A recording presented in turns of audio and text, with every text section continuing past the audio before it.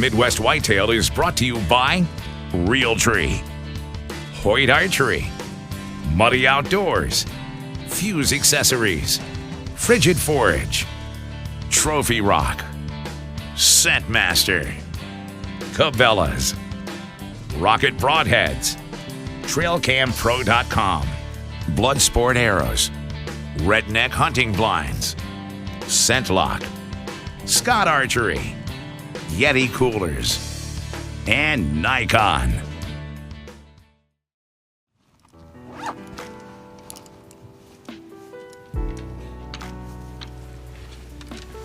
Welcome to Midwest Whitetail. Today's the 17th of November and I'm heading back into a spot I haven't hunted yet this season. It's a kind of an annual favorite. We've nicknamed the spot Death Ridge. Killed a lot of good deer back in here and encountered some really good ones.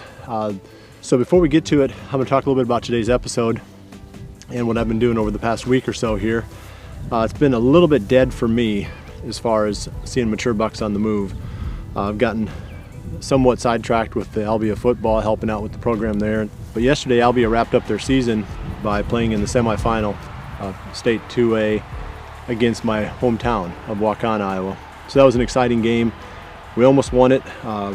Came down to the last few plays of the game, but it's over with now. We lost that one to Waukon. We hope they have good luck the rest of the way. So now I'll be able to focus my attention on hunting just a little bit more.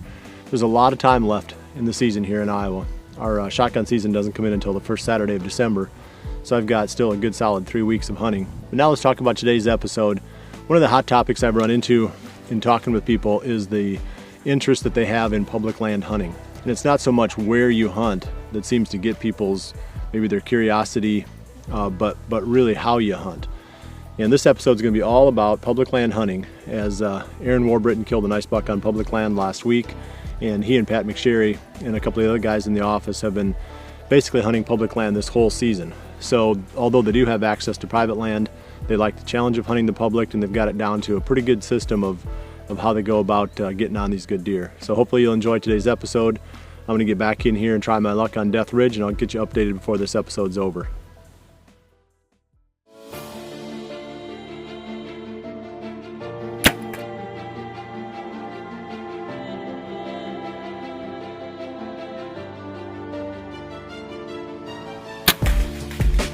Sure tickled with him. Nice buck. During the 2012 season, Pat and I ended up having a great year in the woods. We hunted primarily on public land. So going into the 2013 season, we were definitely pumped up. We felt like we were ready, more prepared than we were last year. It really started back around January and February when shed season rolled around. During the shed season, we're out there looking for antlers, of course, but what we're more concerned about on the public land is doing our scouting during that time of the year. The sign is much more visible. You can see where those deer are bedding. You don't really have to worry about bumping them out of those bedding areas because you're 6, 7, 8 months away from hunting them again. So you can push into those areas, look for sign, look for those rubs, look for the trails leading from the bedding areas to the feeding areas, and a lot of those spots are going to stay consistent throughout the year. Our strategy revolves around hunting the rut, and during the rut you're looking for does. A lot of these bedding areas are the spots that we concentrate on because that's where the does are living. The bucks are going to be in those spots, they're going to be cruising on the downwind side, so that's where we like to set up. We use the terrain features a lot to get in and out of our stands because a lot of these bedding areas aren't close to the road, they're not close to the truck. So we've got to walk, in some cases up to a mile, mile and a half one way just to get to some of these stand locations. So scouting during shed season was our first step in the process. And as the year went on, we started running trail cameras on some spots during the summer. As we're running trail cameras during the summer, we're also looking at maps on a daily basis, trying to figure out these stand locations that we're going to concentrate on the most when the fall hits. You can't hang stands on public land until 7 days prior to the season here in Iowa. So that week before the season started, we were in there every day trying to get all of our stand sites ready to go for the rut. Then we saved most of our spots until along about Halloween, and that's when Pat and I started hunting. We were in the woods nearly every day for 2.5 weeks, and it was really tough this season. There was a lot more pressure on the public land than what we saw in 2012, and it definitely had the deer moved around a little bit. We had to adapt our strategy as we went. But this goes back to what I said about being prepared and having several locations on different pieces of public land. That particular spot that we hunted last year that was so good just wasn't coming through for us, but we did have several new areas that we scouted during shed season and had some stands set up. Once we started hunting those around the 7th or 8th of November, we got into some bucks. So we started to gain confidence after that day. So along about the 13th of November, it was time to make something happen.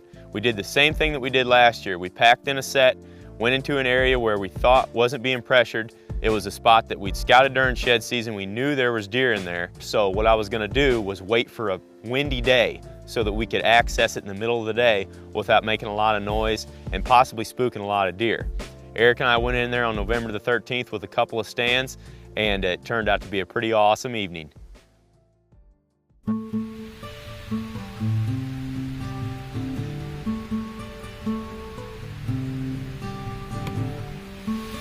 It's November 13th, and we're back at it again on the public ground. Every day for about the last 2.5 weeks we've been hunting. It's a marathon, this rut, and it hasn't been too good to us just yet. We did see a shooter last night, Pat and I did, right before dark, but the dead young doe got downwind of us before the buck could get up there within bow range. So that's the same scenario has happened 2 or 3 times to us in about the last week and a half. So we're still trying to be optimistic, but it's getting tougher every day. We brought in a couple of stands today and went way back up in here next to a bedding area. This is a spot I've been wanting to try to get to for the last couple of weeks, but we've had plenty of stands to hunt, so we hadn't worried about it. But it's starting to get down to crunch time now, so we're taking a few chances. And Eric and I came in here, hung this set, and it kind of sets up like a transition area. This ridge is real flat right out here in front of us, and it connects a big feed field out here to the east and this bedding area to our southwest. Wind's blowing straight out of the bedding area, so we should be good. Actually, while we were hanging the stand, we had 2 bucks chase 3 does by us, just not 30 yards behind me. We weren't able to get any footage of them because obviously we were busy hanging the tree stands, but it's about 1:30, 1:45 right now. We got high hopes for tonight. The bucks ought to be moving. We've had good movement, or seen good movement for about the last 4 or 5 days, so.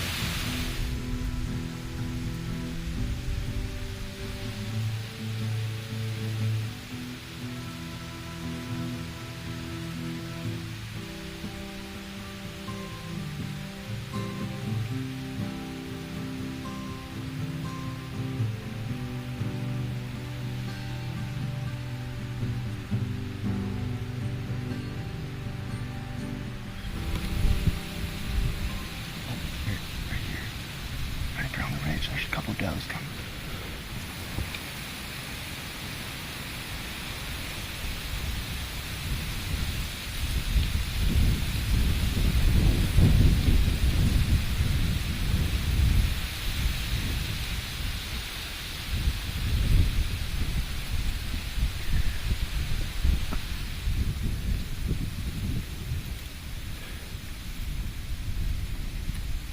Oh, there, good buck. Good buck coming. Right down the ditch right here.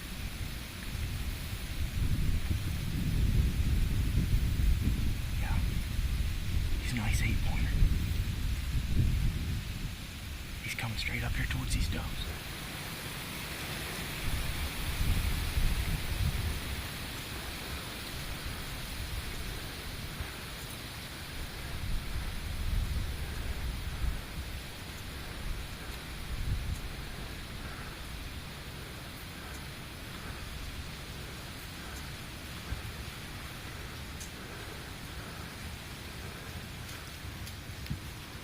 Me.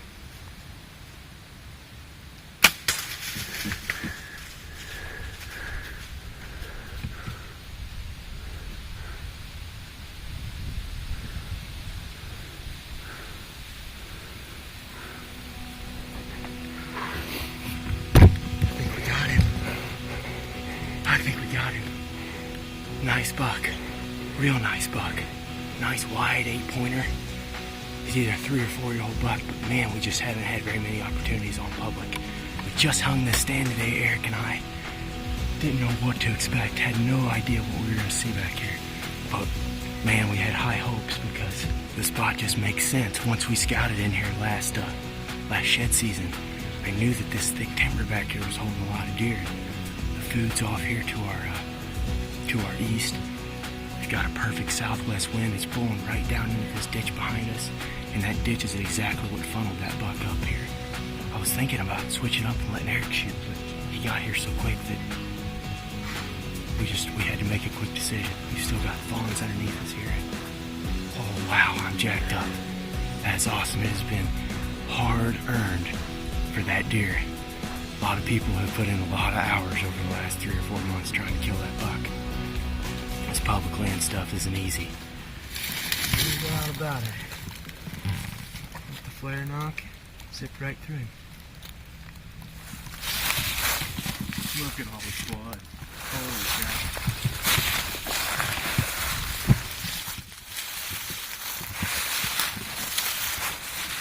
He's probably come about 200 yards, but still got good blood, and we're pretty sure it's a solid double lung hit, so he's just pouring it out.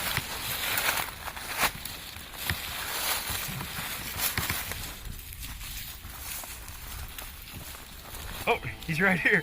I'll walk right by him. Look at that, Eric. Check that dude out. Big old wide 8-pointer. Just what we're looking for out here on this public land. Awesome buck. Man, I'm tickled to death with that deer. Well, we finally got this buck drug out here to the edge of the field and took a little better look at him, but what an unbelievable night we had tonight. It was a spot we found scouting last shed season. Me and Pat and his brother Sam came in here and walked most of this piece of public land and kind of picked out a few spots that we wanted to concentrate on this fall. But the lesson that we took away from this hunt was it was the first time we'd been into this area, so it definitely hadn't been pressured. And after we saw how the deer moved through there, we kind of realized that by accident we ended up having the stand in the perfect location, because our wind was blowing from the southwest. We had a bedding area to the southwest and a feeding field to the east, and those deer were using that little flat ridge that we were on to get out there to those beans. But what helped make us successful was the deep ditch straight to the north of the stand. It was so steep right where the stand is that the deer really weren't wanting to cross it. They were using a couple of trails that were to the west down the draw where the ditch leveled out. This buck ended up crossing those trails and coming right up there to 20 yards. So the combination of getting in there for the first time, hunting unpressured deer, and using the terrain features to our advantage definitely helped us harvest this buck tonight.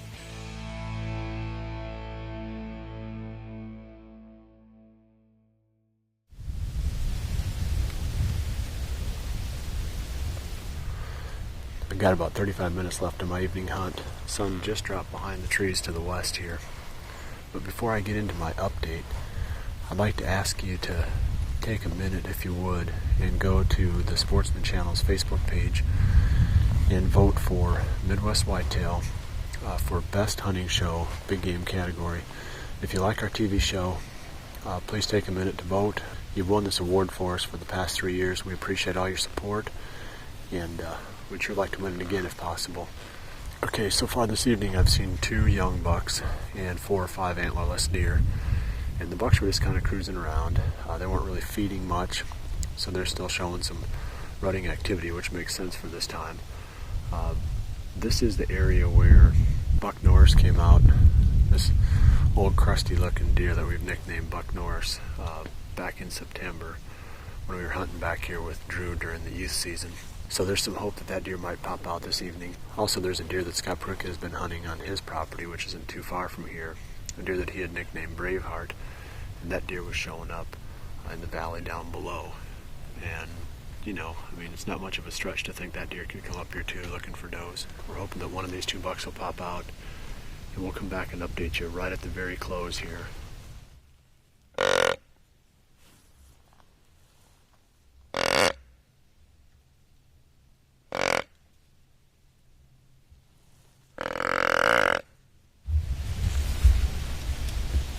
Decent looking buck. Pretty big one actually. Might have been Braveheart. Did you see it? We had a little excitement over the last 30 minutes. There was a buck that showed up on the ridge chasing a doe. I'm not sure if it was one of the deer that we were talking about. I know it wasn't Buck Norris. I don't know if it was that that deer that was over on Pruka's earlier this fall or not, but it looked to me like a decent 10-pointer. Again, it was real fleeting. I only saw him for maybe 2 or 3 seconds with the binoculars, and I know Greg only got just a real short snip of footage of him.